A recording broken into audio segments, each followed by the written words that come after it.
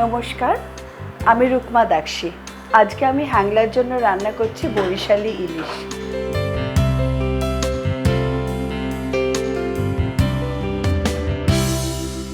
বরিশালি ইলিশ একটা পুরনো রান্না।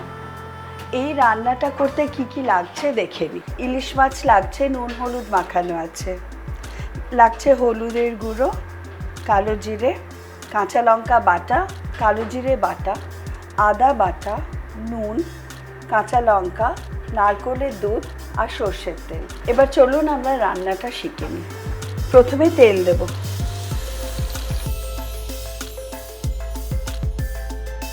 তেল গরম হয়ে গেছে, এবার হালকা করে নুন হলুদ মাখানো ইলিশটা ভাজবো।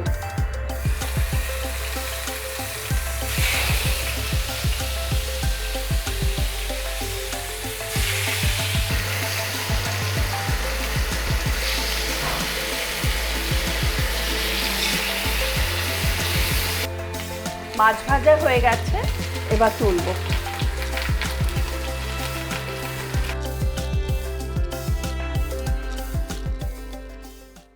তেলের মধ্যে কালো জিরে ফোড়ন, তারপর কালো জিরে বাটা,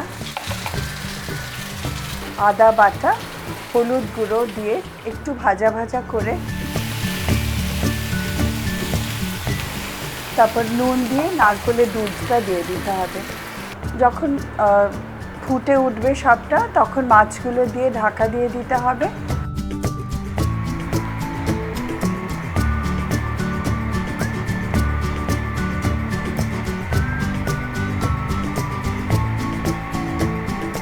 মাছ সেদ্ধ হলে নামানোর সময় কাঁচা সর্ষের তেল আর কাঁচা লঙ্কা দিয়ে নামিয়ে নিয়ে সার্ভ করতে হবে। গরম ভাতে খেতে খুব ভালো লাগবে।